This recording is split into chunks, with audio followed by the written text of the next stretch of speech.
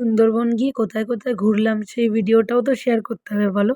তাই আজকে আবারও চলে এলাম আবার একটা ভিডিও নিয়ে। তো আমরা ১ম এই চলে গিয়েছিলাম হ্যামিল্টন সাহেবের বাংলো।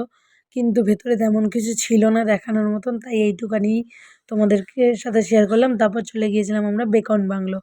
আর হ্যাঁ, বেকন বাংলোটা খুবই সুন্দর একটা জায়গা এবং ভেতরটা অনেকটা এরিয়া জুড়ে প্রচণ্ড পরিমাণের সুন্দরভাবে সাজানো ছিল কিন্তু চারিদিকটা। আর বাচ্চাদের প্লেগ্রাউন্ডও ছিল।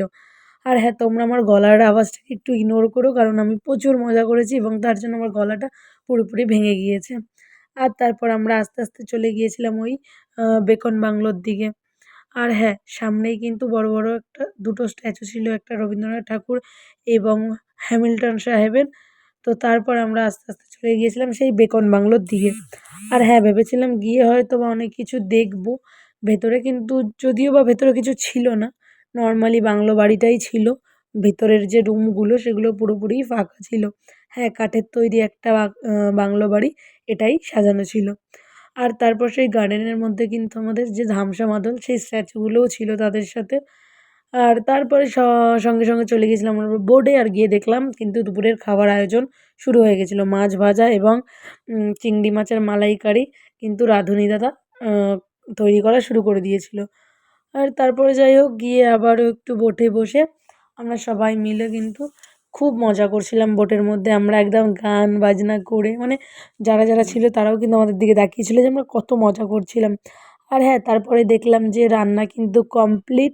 আর হ্যাঁ, এরা কিন্তু টাইম টু টাইম প্রচুর মানে সুন্দর টাইম মেইনটেইন করে। খাওয়ার টাইম ইস টাইম মানে ১:৩০ থেকে ২টোর মধ্যে খাবার-দাবার কিন্তু দিয়ে দিচ্ছিল। আর যখন দেখলাম যে খাবার রেডি তখন ভাবলাম চলো খেয়ে নেওয়া যাক। আর হ্যাঁ, নিয়ে ভাত চলে এসেছিলো এবং মানে খাবার নিয়ে চলে এসেছিলো আর খেতে বসেও পড়েছি। আর ১ম দিন ছিল ডাল, আলু ভাজা।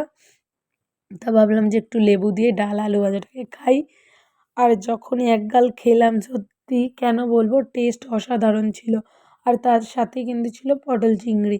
খাবার-দাবার বেশ সুন্দর। আর একটা জিনিস এদের আমার খুব ভালো লেগেছে যে আনলিমিটেড সবকিছু। কোনো জিনিসেই বারণ ছিল না যে এরপরে আর দেওয়া যাবে না বা কিছু। যাই হোক আ আস্তে, আস্তে খাওয়া শুরু করলাম। আর যেহেতু আমি অনেক লেট করি তার জন্য সবকিছুই তাড়াতাড়ি দিয়ে দিচ্ছিল।